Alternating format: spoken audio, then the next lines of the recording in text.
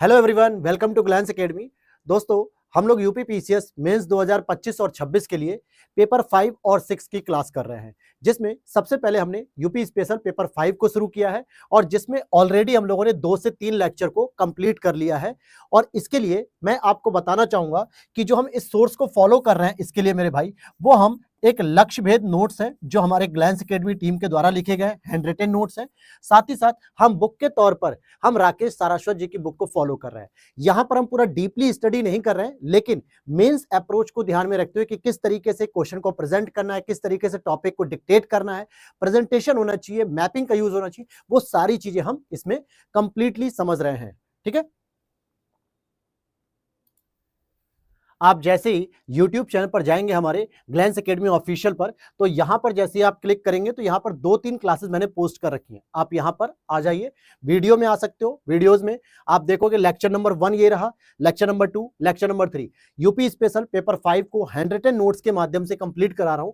अगर आप प्लेलिस्ट में भी आओगे तो इसकी मैंने एक अलग प्लेलिस्ट बना दी है, UP special mains paper 5 and 6, जिसमें 3 वीडियो यही वाली जो अभी कंप्लीट हुई है वही सारी है। तो एक प्रॉपर इसकी मैं प्लेलिस्ट भी बना दे रहा हूं, लेक्चर 1, लेक्चर 2, लेक्चर 3 यहां पर लिखा हुआ है, जिससे आपको आसानी से समझ में आ जाएगा। बाकी जिन लोगों को नहीं समझ में आ रहा है कि सर हम 25 की तैयारी कैसे करें या 26 की तैयारी कैसे करें, तो यहां पर आप देखोगे लेटेस्ट वीडियो मैंने अपलोड की थी।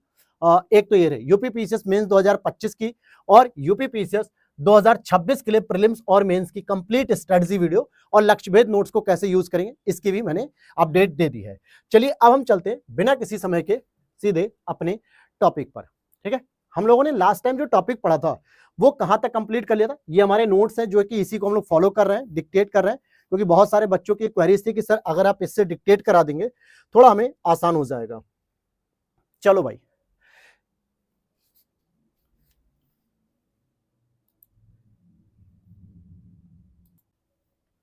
अब यहां पर अभी तक हम लोगों ने मौर्य काल को पढ़ा था, जैन धर्म को पढ़ा, बौद्ध धर्म को पढ़ा, पाषाणिक सभ्यता को पढ़ा। अब यहां पर हम पढ़ेंगे गुप्त काल में। देखो, हम लोग पढ़ रहे हैं मेरे भाई पेपर 5 जो कि यूपी स्पेशल है आपका। तो पूरे गुप्त काल को हमें नहीं पढ़ना है कि पूरे भारत में उनका क्या विस्तार था, क्या विकास था, वो हम जीएस पेपर 1 में पढ़ लेंगे या फिर आर्ट एंड कल्चर के अंतर्गत हम लोग पढ़ेंगे। यहां पर हमारा फोकस है कि हम पेपर 5 यानी उत्तर प्रदेश से संबंधित कौन कौन से ऐसे क्षेत्र हैं जहां पर इनका मुख्य रूप से विकास हुआ। जैसे अगर आप यूपी की बात करते हैं तो गुप्त वंश के जो संस्थापक थे श्री गुप्त, यहां पर इलाहाबाद स्तंभ लेख में ही उनको महाराजा का नाम दिया गया है। तो पहली चीज कि हमें गुप्त पीरियड के जो संस्थापक हैं, जो गुप्त पीरियड के, यहां पर मैं लिख देता हूं कि जो संस्थापक हैं उनकी जो जानकारी हमें मिलती है वो इलाहाबाद अभिलेख से मिलती है। कहां से मिलती है? इलाहाबाद अभिलेख से मिलती है। तो ये आपको गुप्त काल के एक प्रासंगिक फैक्ट के तौर पे मेंशन करना है।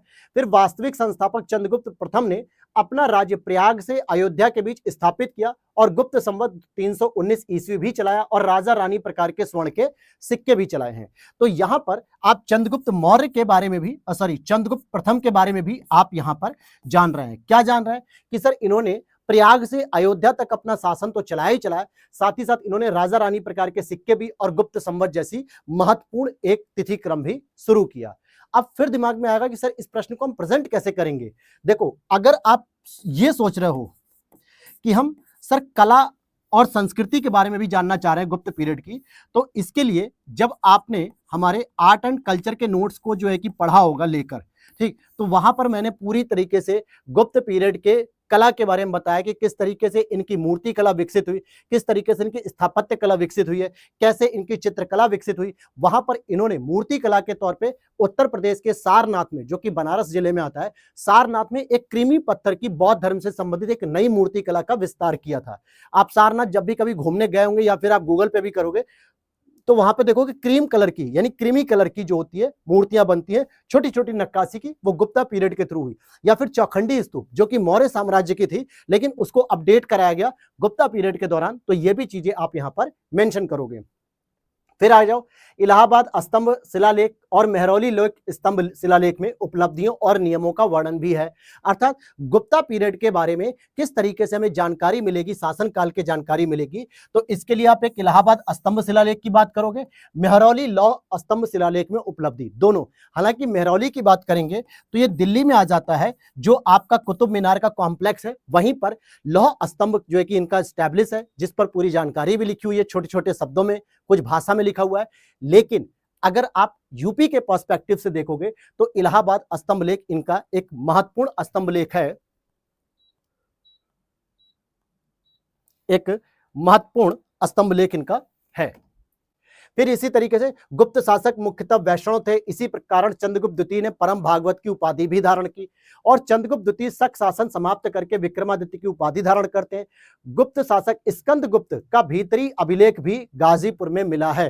तो हम क्या कहेंगे भाई, यहां पर हम एक और पॉइंट को मेंशन करेंगे कि भीतरी स्तंभ लेख किसका है मेरे भाई, ये भीतरी स्तंभ लेख है। तो ये गुप्त शासक जो स्कंदगुप्त हैं उनके बारे में यहां पर जानकारी मिलती है भीतरी स्तंभ लेख से। देखो, प्रश्न को ना आपको पॉइंट वाइज लिखना है, टॉपिक वाइज लिखना है, यानी बहुत कहानी का विस्तार नहीं देना है। आप इसी तरीके से उत्तर प्रदेश में होने वाले जो विकास हैं, अगर आप उन्हीं को लिख देते हो ना, तो ये मान के चलो कि आपने सारे फैक्ट को कवर किया, उसके प्रेजेंटेशन को कवर किया, और आपको इंट्रो और कंक्लूजन के लिए मैंने पहले ही कहा था कि टेस्ट सीरीज जरूर फॉलो कर लेना, क्योंकि वहां से आप बेहतर तरीके से टेस्ट सीरीज में कंक्लूजन और इंट्रोडक्शन को समझ पाओगे। लेकिन अगर वो test series UP PCS level की नहीं है, किसी वनडे एग्जाम वाली है या यूपीएससी की है, तो शायद थोड़ी सी वहां पे प्रॉब्लम आएगी। तो ज्वाइन करने से पहले ये चीज जरूर चेक कर लेना कि वो यूपी पीसीएस के लिए एक एस्टैब्लिश प्लेटफॉर्म है भी या नहीं है।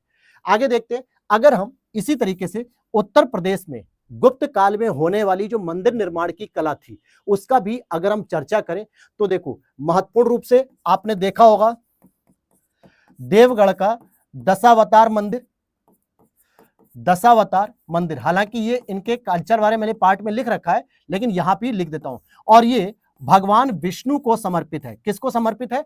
भगवान विष्णु को समर्पित है, जो कि देवगढ़ का जो दशावतार मंदिर है, ये आपके उत्तर प्रदेश के अंतर्गत ललितपुर जिले में आता है। ठीक इसी प्रकार से प्राचीन काल में जो मंदिर कला शुरुआत हुई है, हुई तो वैसे गुप्ता पीरियड में, उससे पहले कोई मंदिर कला नहीं थी, लेकिन ईंटों का भी मंदिर का प्रमाण मिला है, जिसमें आप भितरगांव का मंदिर, कानपुर देहात, यानी कि कानपुर देहात और कानपुर नगर दो अलग अलग जिले हैं, आप कानपुर भी लिख दोगे चलेगा, भितरगांव का मंदिर भी वहां से प्राप्त हुआ है। तो ये भी एक प्रमाण के तौर पे आपको लिखना है। अब देखो, बहुत सारी किताबें आप पढ़ रहे हो, लेकिन वहां पे पूरी एक कहानी के तौर पे आप पढ़ रहे होगे मेंस के लिए। मैं फिर कहूंगा कि हम केवल यहाँ पे सिनॉप्सिस पैटर्न में समझ रहे हैं, पॉइंट वाइज पैटर्न में समझ रहे हैं, कि अगर आप कोई टेस्ट सीरीज लिखते हो या कोई भी आप तैयारी कर रहे हो मेंस की 25 की या 26 की, तो एटलीस्ट आपको ये वो सारे फैक्ट तो यूपी ओरिएंटेड गुप्ता पीरियड के एक जगह पे कंसाइज फॉर्म में होने चाहिए, ताकि आप इन्हीं का विस्तार अच्छे से कर सको। अब जैसे प्रश्न क्या बनेगा कि गुप्त काल में उत्तर प्रदेश में होने वाले डेवलपमेंट या होने वाले विकास पर चर्चा करें, चाहे वो साहित्यिक चर्चा हो, चाहे वो सांस्कृतिक हो, या वो मूर्ति कला हो, चित्रकला हो, मंदिर की कला हो, स्थापत्य कला हो, शासन प्रणाली हो, कुछ भी होगा, आप इस तरीके से पॉइंट वाइज तरीके से लिख देंगे। साथ ही साथ गुप्त पीरियड को अगर आप देखोगे, गुप्ता पीरियड को क्या कहा जाता है? गुप्ता पीरियड को साहित्य का स्वर्ण काल भी कहा जाता है। किसका? भारत के स्वर्ण काल के रूप में। अगर आप देखोगे, यहां पे साहित्य का विकास हुआ है, विज्ञान का विकास हुआ है, साहित्य विज्ञान, ज्योतिष का विकास हुआ है, और गणित का विकास हुआ है। इस तरीके से अलग अलग क्षेत्रों का यहां पे विकास हुआ है, और इसी वजह से इसको भारत का स्वर्ण काल कहा जाता है। क्या कहा जाता है? स्वर्ण काल कहा जाता है। आप ये भी चीज मेंशन कर सकते हो। अब यहां पर आपको क्या बताना है, जो चंद्रगुप्त द्वितीय के दरबार में बैठते थे नवरत्न, उनमें से कुछ लोगों के नाम लिख देने हैं आपको, जो कहीं ना कहीं इसको महत्वपूर्ण इंपॉर्टेंस देते हैं। समुद्रगुप्त की उपलब्धियों के बारे में बात करें तो समुद्रगुप्त के बारे में भी आपको बता देना है कि भैया समुद्रगुप्त की जो उपलब्धियां हैं वो कहीं ना कहीं इलाहाबाद स्तंभ लेख में भी वर्णित है, इलाहाबाद स्तंभ लेख में, और साथ ही साथ इसको भारत का नेपोलियन भी कहा गया है। अब आपके दिमाग में आएगा कि सर बहुत आसान आसान फैक्ट आप तो बता रहे हो, ठीक है। अच्छा, इसकी जो प्रयाग प्रशस्ति है, जिसको इलाहाबाद स्तंभ लेख भी कहते हैं, इसकी रचना हरिशेन ने की है। आपके दिमाग में आएगा कि सर आप बहुत आसान आसान चीजें बता रहे हो। मेरे भाई आसान नहीं बता रहा हूं, यूपी ओरिएंटेड बता रहा हूं, प्लस रॉकेट साइंस नहीं होता है मेंस लिखने का। सबसे इंपॉर्टेंट है कि आपका मेंस लिखने का जो तरीका होता है ना, वो सबसे मैटर करता है कि आपका प्रेजेंटेशन कैसा है। पॉइंट सब यही लिखेंगे, कोई अलग नहीं लिखेगा, कुछ एक दो पॉइंट इधर से उधर हो सकते हैं, लेकिन आपका प्रेजेंटेशन कैसा है, आपने इंट्रोडक्शन कैसा लिखा है, आपने मेन बॉडी को कैसा लिखा है, आपने कंक्लूजन को कैसा प्रेजेंट किया है, क्या मेन बॉडी में अकॉर्डिंग टू क्वेश्चन आपने चीजों को प्रेजेंट किया है या नहीं किया है। तब आपके सामने दिक्कत आएगी कि सर ये तो चीज हम नहीं कर पा रहे हैं। बात क्लियर हो गई? बात समझ में आ गया? एक और बताया तो बीच में ध्यान आ गया मुझे, नहीं तो बहुत सारे लोग कमेंट करते रहते हैं।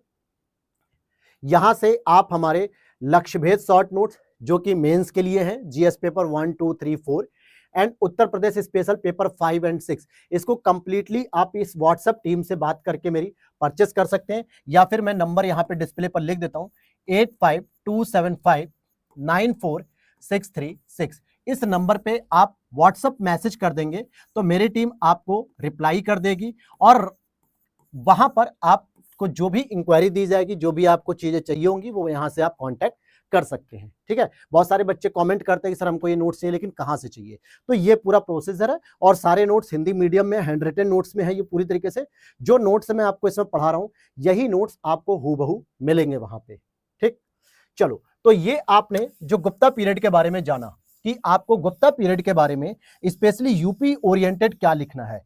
अब दिमाग में आएगा कि सर गुप्ता पीरियड तो एक बहुत बड़ी लैंडमार्क जो है कि डायनेस्टी थी, इतनी बड़ी विरासत को आपने केवल 4 पॉइंट में समझा दिया। नहीं मेरे भाई, जब आप आर्ट एंड कल्चर पढ़ोगे ना, ठीक है, आर्ट एंड कल्चर, तो वहां पे मैंने इन चीजों को नोट्स में बहुत अच्छी तरीके से प्रेजेंट किया है, क्योंकि वहां पे हम पूरी चीजों को कवर कर रहे हैं जो पूरे भारत में इनके विस्तार थे जगह जगह पे।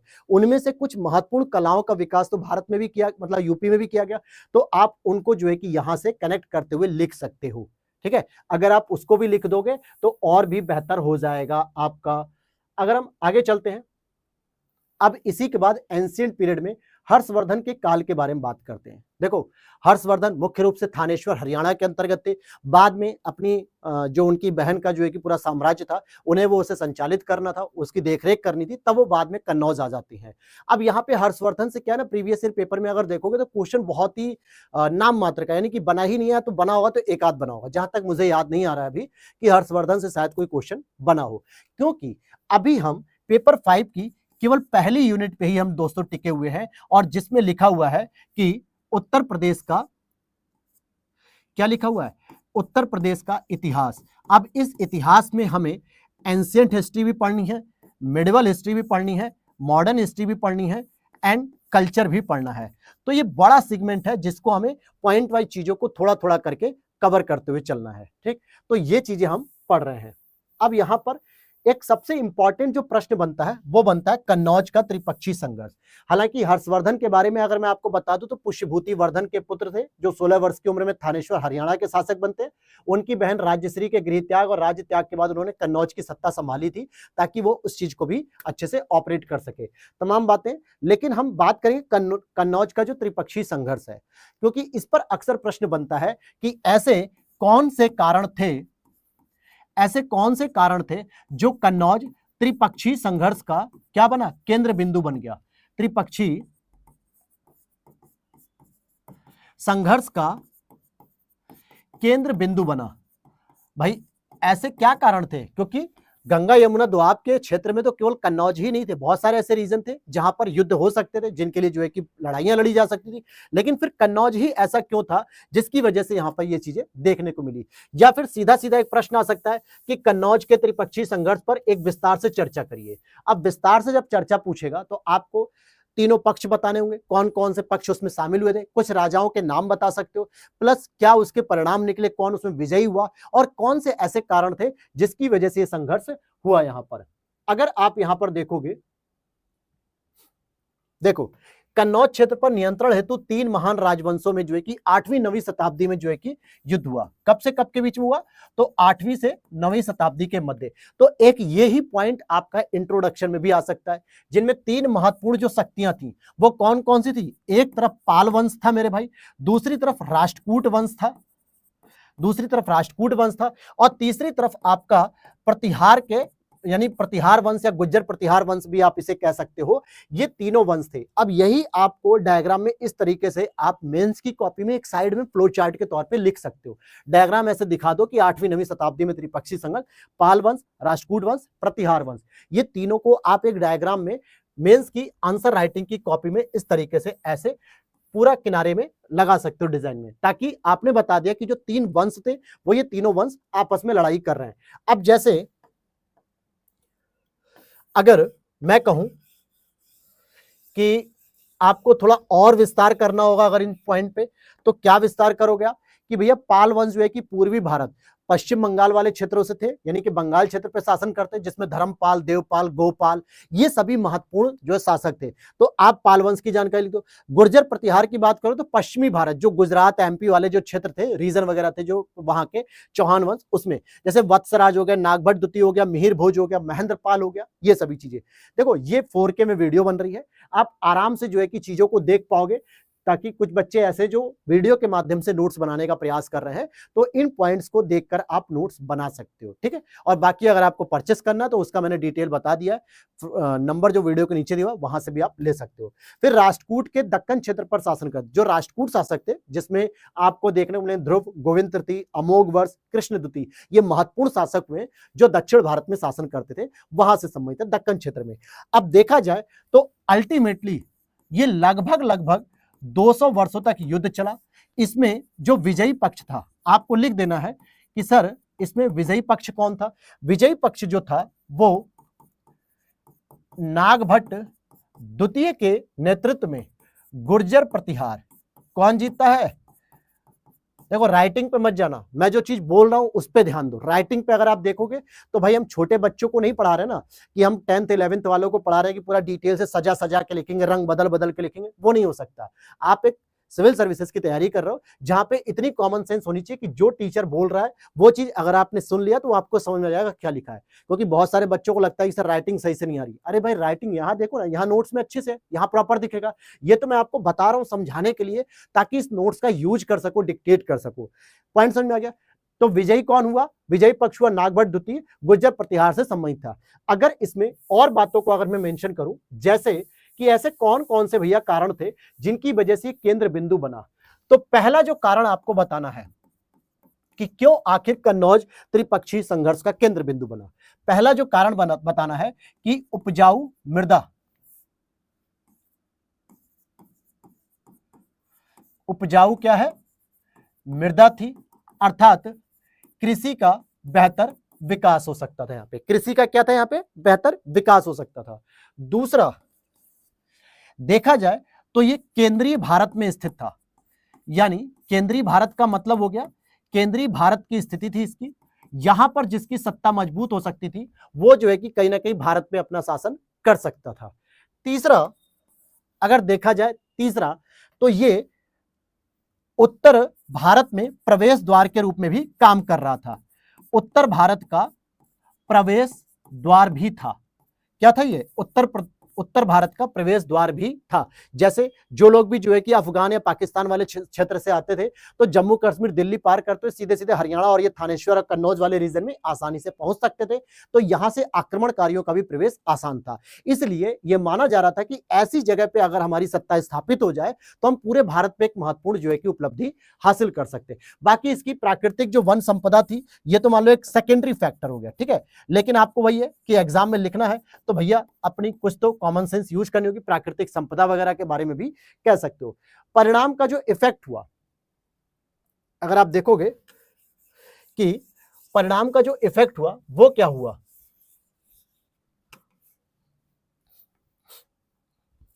यहां पे आप देखोगे परिणाम जो हुआ भाई, किसी भी युद्ध में सबसे इंपॉर्टेंट जो परिणाम होता है मेरे भाई कि व्यापक जनधन की हानि होती है। व्यापक जनधन की हानि हो गई। दूसरा, तीनों शक्तियों का पतन हो गया। ऐसा नहीं है कि तीनों शक्तियां जो है कि अपने को मजबूत रखी थी, नहीं भाई, युद्ध करोगे तो कहीं ना कहीं आपका पतन होगा ही होगा ना। भारत पाकिस्तान के बीच में कितने युद्ध हुए? 4 युद्ध लगभग हुए, ठीक है। 1965 हुआ, 1947 में पहला ही हुआ था जब हरि सिंह कश्मीर पे जो है कि शासन कर रहे थे, तभी हुआ। फिर 65 हुआ, 71 हुआ, 99 हुआ, फिर अभी 3-4 हुए, फिर अभी ऑपरेशन सिंदूर हुआ। तो पतन किसका हो रहा है? दोनों देशों का हो रहा है। केवल भारत का ही जीत नहीं हो रही, भारत के भी कुछ ना कुछ चीजों का पतन हो रहा है। अर्थव्यवस्था का नुकसान हुआ, हमारे डिफेंस जो मैकेनिज्म तो उसका नुकसान हुआ, जनधन की हानि हुई। तो पतन तो दोनों का हो रहा है। इसका मतलब यहाँ पे जो तीनों शक्तियां युद्ध लड़ रही थी, उनमें से भले जो है कि गुज्जर प्रतिहार नागभट्ट द्वितीय के नेतृत्व में जीत गए, लेकिन उनके पास बचा क्या? शासन किस पे करेंगे जब सारे के सारे लोग खत्म हो चुके हैं? आखिर ऐसे युद्ध का क्या फायदा हुआ? फिर तीसरा अगर हम बात करते हैं तो तीसरा, समूचे उत्तर भारत में अस्थिरता आ गई। समूचे उत्तर भारत, मैंने कहा ना कि ये उत्तर भारत का प्रवेश द्वार था, तो समूचे उत्तर भारत में अस्थिरता, मतलब कोई भी ऐसा एक महत्वपूर्ण शासन नहीं था जो कहीं ना कहीं उत्तर भारत पे केंद्रीकरण प्रवृत्ति को अपना सकता था। भले लड़ वो इसीलिए रहते कि हम केंद्रीकृत जो है की व्यवस्था अपना सकेंगे, लेकिन वो नहीं कर पाए इस चीज को। तो ये भी इनके एक परिणाम थे। बात समझ में आ गई? अब हम चलेंगे एक महत्वपूर्ण 2 टॉपिक में आपको डिस्कस करने वाला हूं मेरे भाई, जहां से प्रश्न बनेगा ही बनेगा और आता ही आता है। प्रीवियस ईयर पेपर उठा के देख लो, ठीक है। ये तो वो चीजें थी जो मुझे बस आपको थोड़ा थोड़ा डिक्टेट करना था कि नोट्स में आप आराम से पढ़ सकते हो, कोई बहुत रॉकेट साइंस नहीं था। लेकिन जो अब मैं पढ़ाने वाला हूं 2 टॉपिक, जहां से मेंस के प्रश्न बन जाते हैं हर बार।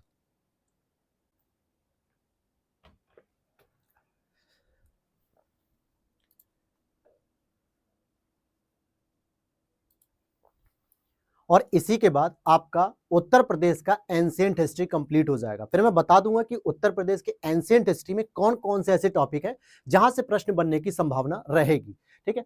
ये 2 टॉपिक हमें और पढ़ने हैं। प्राचीन उत्तर प्रदेश के इतिहास अध्ययन के लिए विभिन्न स्रोत, एक तो ये प्रश्न बनता है मेरे भाई, और द्वितीय नगरीकरण में उत्तर प्रदेश की भूमिका, एक ये। दोनों ही इंपॉर्टेंट पॉइंट है और इसी तरीके की आप फ्रेमिंग कर लो या इनके बारे में कुछ चीजें लिख दो कि आपके दोनों में से परफेक्ट नंबर आएंगे, मैं गारंटीड दे रहा हूं।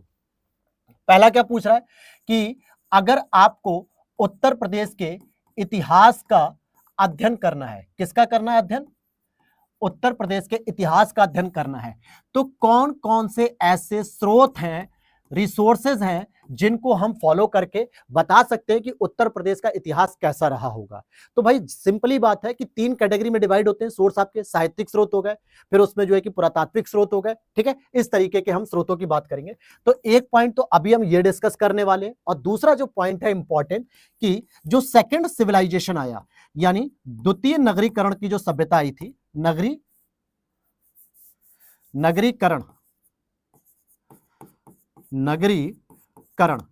इनका जो फैक्टर था उसमें उत्तर प्रदेश की क्या भूमिका थी? पहले की अगर हम बात करें तो पहला जो है कि हड़प्पा सभ्यता का था, दूसरा जो महाजनपद काल के दौरान का था।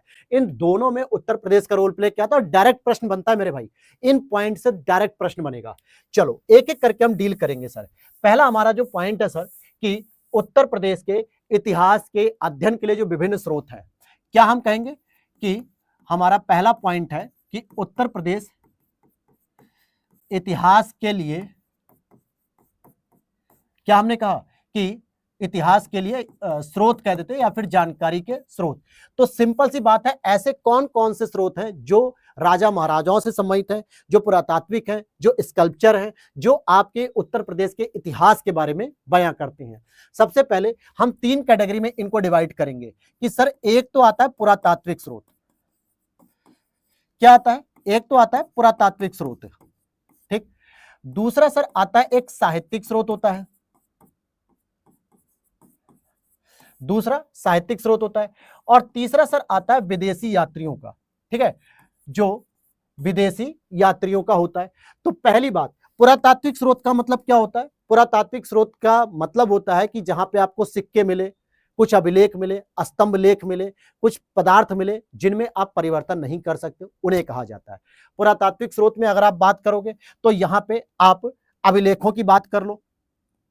एक मिनट, मैं इसको अगले पेज पे कर लेता हूं, ठीक है। तो इसको अगले पेज पे हम लोग लिख लेते हैं यहां पे।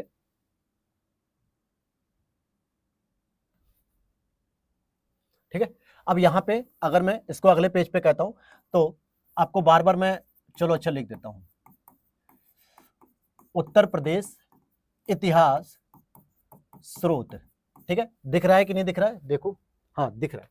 ठीक है, इसमें हमने पहले बताया आपको 3 कैटेगरी कि सर पहली कैटेगरी तो आपने बताई पुरातात्विक स्रोत की, दूसरी आपने बता दी साहित्यिक की, ठीक है, दूसरी आपने साहित्यिक बताई, और तीसरी आपने बताई है विदेशी यात्रियों का जो वृत्तांत होता है उसके बारे में। अब यहां पे हम पुरातात्विक में भी 3 पार्ट करेंगे। एक तो आपको बता देना है अभिलेख के बारे में, ठीक है। अब देखो यहां पर क्या है, आपको पूरा लिखना होगा तो पॉइंट वाइज लिख सकते हो। दूसरा फिर हम इसमें सिक्के को बात करेंगे, सिक्के हो गए, और तीसरा इसमें अगर आप देखना चाहोगे तो जो स्मारक होते ना, हम उसकी बात भी कर सकते हैं। मेरे भाई इतना ही अगर आप ठीक से प्रेजेंट कर पाओगे ना तो आप पर्याप्त लिख लोगे 200 शब्दों में, 150 125 शब्द तो बड़ी बात है, छोटी बात मतलब। अभिलेख में आ जाओ, याद करो अशोक के अभिलेख मिले कोई? बिल्कुल मिले होंगे सर, जो कौशाम्बी से ही मिले हुए, प्रयाग से मिले हुए, ठीक है। और इसके बाद अगर आप देखोगे चंद्रगुप्त प्रथम के मिले हुए हैं, याद होगा, नहीं सॉरी चंद्रगुप्त मौर्य के मिले हुए हैं, सौगौरा अभिलेख जो ताम्रपत्र का जिसमें अकाल की जानकारी दी हुई है। तो यहाँ पे आप कुछ शासकों के नाम लिखो, और यहाँ पे आप लिख सकते हो अशोक के जो भी स्तंभ लेख हो, ठीक है, या फिर चंद्रगुप्त मौर्य के जो अभिलेख हैं जैसे सौगौरा अभिलेख लिख सकते हो, स्कंदगुप्त का आप लिख सकते हो भीतरी अभिलेख, स्कंदगुप्त का भीतरी अभिलेख लिख दो, समुद्रगुप्त का आप लिख सकते हो। तो इस तरीके से मेरे भाई जब आप इस पॉइंट वाइज फॉर्म में लिखते हो तो कहीं ना कहीं बहुत कुछ अभिलेख मिलता है। इसमें आप पुष्यमित्र सुंग का भी नाम लिख सकते हो, जहां पे अयोध्या अभिलेख के बारे में बात कर रहे हैं। किसमें? अयोध्या अभिलेख के बारे में हम बात कर रहे हैं, पुष्यमित्र सुंग का भी आप लिख सकते हो। चलो अब यहां पर सिक्के की बात करें, जैसे मैंने अभी आपको बताया था कि सिक्कों में राजा रानी के जो सिक्के मिले हुए, अलग अलग जो प्रकार के सिक्के मिले, सब शासकों के, समुद्रगुप्त के वीणा बजाते हुए सिक्के मिले हुए, कुषाण के सिक्के मिले, मतलब कनिष्क के सिक्के मिले उत्तर प्रदेश से मथुरा के क्षेत्र में, ये बता सकते हो। स्मारक में आ जाओ मेरे भाई, तो स्मारक में आप क्या बताओगे? सारनाथ स्तूप, बिल्कुल बहुत इंपॉर्टेंट है, उत्तर प्रदेश का सारनाथ स्तूप। रामाभर स्तूप बता सकते हो, ये भी तो इतिहास बताने का स्रोत है ना, जो कुशीनगर में रामाभर स्तूप बता सकते हो। इसी तरीके से जो बौद्ध स्तूप और भी अलग अलग आप बता सकते हो। विजय स्तूप की बात करें तो कलिंग विजय के बाद मेहरौली स्तंभ, जो कि ये भी आप बता सकते हो। देवगढ़ का दशावतार मंदिर बता सकते हो, भितरगांव का मंदिर, स्मारक। तो ये सारे के सारे ना, ये तो मैं एक एग्जाम्पल दे रहा हूं। आप बताओ ना, ताजमहल भी तो एक कहीं ना कहीं इतिहास है ना उत्तर, इसमें ये तो नहीं लिख रहा ना कि प्राचीन काल की बात हो रही है, मध्यकाल की। हाँ, अगर मैं यहाँ पे प्राचीन काल की बात कर दूं तो आप लिमिटेड हो जाओगे, तो आपको एंशिएंट हिस्ट्री वाले ही केवल बताने। तो चलो हम प्राचीन हिस्ट्री पढ़ रहे हैं तो प्राचीन में लिखेंगे। साहित्य की बात आ जाओ, लिटरेचर आप बता दो, जैसे आप ब्राह्मण साहित्य बता सकते हो, बौद्ध साहित्य बता सकते हो, इसमें जैन साहित्य बता सकते हो, अन्य प्रमुख राजवंशों के साहित्य बता सकते हो। तो बौद्ध धर्म जब आप आर्ट एंड कल्चर में पढ़ रहे होगे, जैन धर्म जब आप आर्ट एंड कल्चर के नोट्स में पढ़ रहे होगे, तो वहां से जो जो आपको साहित्य लगते हैं कि उत्तर प्रदेश से संबंधित है, आप वहां पे इसको मेंटेन कर सकते हो। प्रमुख राजवंशों के अगर साहित्यों की बात करें तो जैसे हर्षचरित लिखी गई है, मालविकाग्नि मित्रम लिखी गई है, कालिदास की रचनाएं लिखी हुई है, हरिशेण की रचना लिखी हुई है, बाण भट्ट की रचनाएं लिखी हुई है, अशोक के शासन काल में रचनाएं लिखी, तमाम ऐसी रचनाएं हैं जो कहीं ना कहीं इस साहित्य काल को फुलफिल करेगा।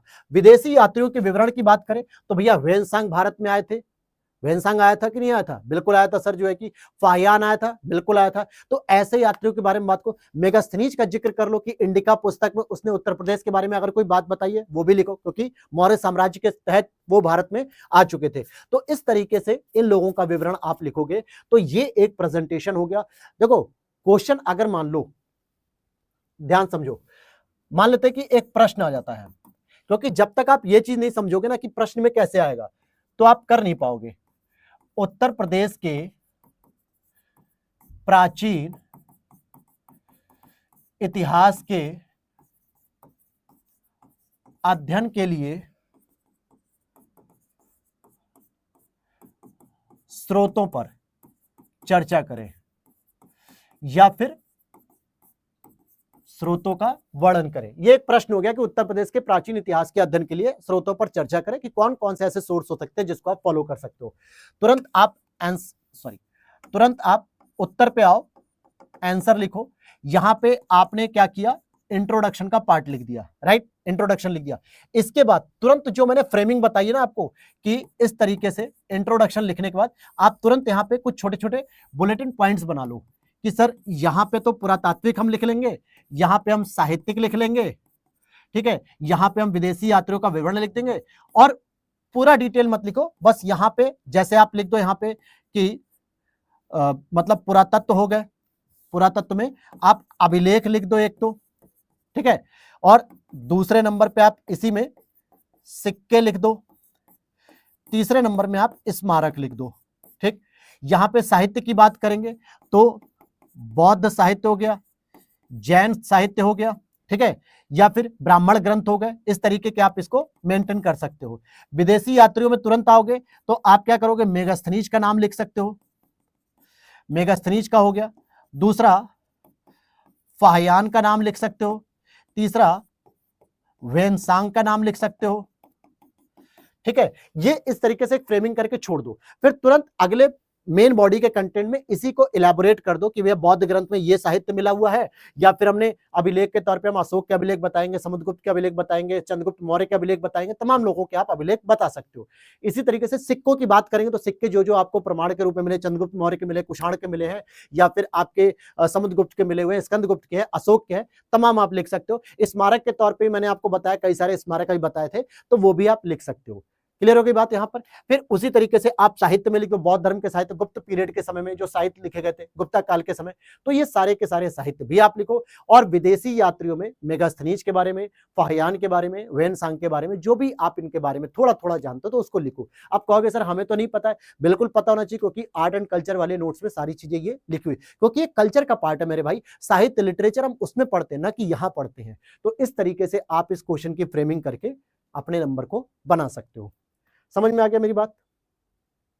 चलो अब यहां पर हम दूसरे टॉपिक पे चलते हैं, जो कि हमारा एंशिएंट हिस्ट्री का एंड हो जाएगा आज यूपी के अंतर्गत। देखो बहुत ज्यादा डिटेल से पढ़ना नहीं है यार, दिमाग में एक चीज रखो कि आपको अगर मेंस निकालना है तो नोट्स को बार बार पढ़ो, पहली चीज। दूसरी शर्त है कि आप टेस्ट सीरीज को फॉलो करो। टेस्ट सीरीज लगाने से आपकी अपनी पर्सनल स्किल सही होगी, लिखने की शैली बढ़िया होगी, टाइम मैनेजमेंट आ पाएगा, इंट्रोडक्शन कंक्लूजन बेहतर मिलेंगे, आपको बहुत सारी चीजें आपको मिलेंगी। तो टेस्ट सीरीज के बिना आप नहीं सफल हो पाओगे, ये मान के चलो। कितना भी इस नोट्स को प्रयोग कर लो, लेकिन आप जब तक क्वेश्चन आंसर के फॉर्मेट में इसको प्रेजेंट नहीं करोगे ना अपने नोट्स को, तब तक आप चीजों को बड़ा कम फील करोगे, यानी कि ऐसा लगेगा कि कुछ ना कुछ छूट रहा है। तो ये चीज इंपॉर्टेंट है। चलो दूसरा हमारा टॉपिक है कि जो द्वितीय नगरीकरण है सर, द्वितीय नगरीकरण, इसमें आपको बता देना है कि द्वितीय नगरीकरण में जो उत्तर प्रदेश है हमारा, उसकी भूमिका बतानी है कि उत्तर प्रदेश की क्या भूमिका है द्वितीय नगरीकरण में। ठीक है, चलो अब देखो द्वितीय नगरीकरण, पहले तो हमें यह पता होना चाहिए इंट्रोडक्शन। अगर आप लिखना चाहो, मान लो एग्जाम में ही आप इस प्रश्न को लिख रहे हो, तो सर इंट्रोडक्शन के तौर पे लिख सकते हो कि जहां पहला नगरीकरण यानी कि पहली नगरीकरण की सभ्यता हड़प्पा काल से जुड़ी हुई है, वहीं द्वितीय नगरीकरण का विकास महाजनपदीय काल से संबंधित है। एक तो ये इंट्रो हो गया, हमने पहले से कंपैरिजन कर दिया। कि दूसरी अगर पूछा जा रहा है तो पहली नगरीकरण की सभ्यता कोई तो होगी, तो हड़प्पा वाली थी, वो हमने बता दी। या फिर आप ऐसे भी लिख सकते हो कि द्वितीय नगरीकरण का जो विकास हुआ वो महाजनपदों के दौरान 8 उत्तर प्रदेश में पाए जाने वाले महाजनपदों में विस्तार से हुआ, लौह युग में शुरू हुआ। ठीक है, इस तरीके से भी आप इसको लिख सकते हो। तो उत्तर प्रदेश ने क्या क्या भूमिका दी, पहली पॉइंट। अब हम इसको लिखते हैं पॉइंट वाइज। पहला पॉइंट है कि भाई 8 महाजनपद तो हमारे कहां पाए जा रहे हैं, उत्तर प्रदेश में सर पाए जा रहे हैं। इनके नाम लिख दो, चर्चा कर लो। अगर 200 शब्दों में तो थोड़े से नाम भी लिख दो, 2-4 महाजनपद के। अगर 125 शब्दों में है तो आप ज्यादा नाम मत लिखो, 2-3 लिख के छोड़ दो। अब यहां 8 महाजनपद में अगर आप देखोगे तो राजनीतिक स्थिति, सामाजिक स्थिति और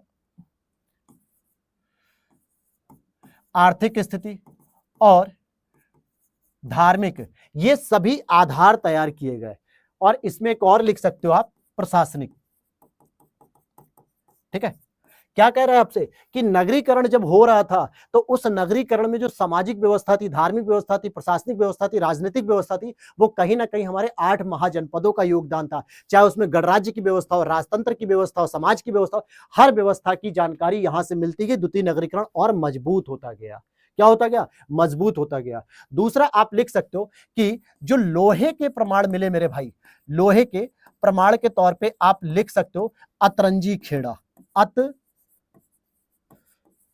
रंजी खेड़ा, जो एटा के पास से मिला जाता है, जो उत्तर प्रदेश में एटा, इटावा और कासगंज वाला जो क्षेत्र है ना, वहां से लोहे के प्रमाण मिलते हैं अतरंजी खेड़ा से, जो कि यूपी की ही देन है, यहीं से सबसे पहले प्रमाण मिलते हैं। और लोहे के आविष्कार होने के बाद जो बड़े बड़े जो लौह यंत्र बने, जो उद्योग के यंत्र बने या फिर युद्ध के यंत्र बने, उससे जो है कि काफी मदद मिली नगरीकरण की सभ्यता को तैयार करने के लिए। ठीक है, तीसरा अगर हम बात करें तो आप देखोगे कि सिक्कों पर सर्वप्रथम प्रयोग जो है कि उत्तर प्रदेश में किया गया, उत्तर प्रदेश में, जब वो मगध में था। यानी पहले सिक्कों का प्रयोग नहीं होता था, सिक्कों का प्रयोग व्यापार करने के लिए जो है कि प्रयोग किया गया। मतलब जैसे आज हम लोग कोई भी वस्तु खरीदते हैं तो रुपए देते हैं और ले लेते हैं सामान, पहले बार्टर व्यापार था।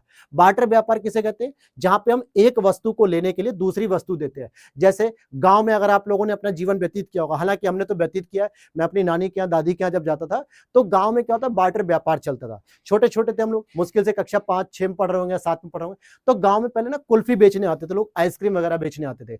तो उसको खाने के लिए हमारे पास पैसे अगर मम्मी नहीं दे रही है तो चोरी से गए और क्या किया, गेहूं एक कटोरा भरा और दे दिया उसको। उस बेचारे को भी उसमें पैसा नहीं, अल्टीमेटली अनाज ही तो चाहिए था, वो गेहूं रख लेता था, 2 आइसक्रीम दे दी, 3 दे दी, 1 दे दी, जैसी भी। और ऐसे हम लोग कई बार चोरी कर लेते थे। एक दिन जब मम्मी ने पकड़ लिया तो फिर उन्होंने क्या किया, डांटा, समझाया कि भाई अगर आपको कुछ भी खाना तो आप मांग के ले लीजिए। यानी फिर गेहूं हो गया, चावल हो गया, इस तरीके की जो गांव की परंपरा से जुड़ा होगा उसको पता होगा बार्टर व्यापार कितना अच्छा है। इवन की परिवारों के बीच में भी होता है, कई बार होता है कि पड़ोसी कहता है कि हमारे यहाँ सरसों इस बार अच्छी नहीं हुई है, तुम्हारे यहाँ हुई है, तुम मुझे सरसों दे दो, मैं तुम्हें इस बार गेहूं दे देता हूं या चावल देता हूं या कोई और दाल देता हूं, अरहर वगैरह।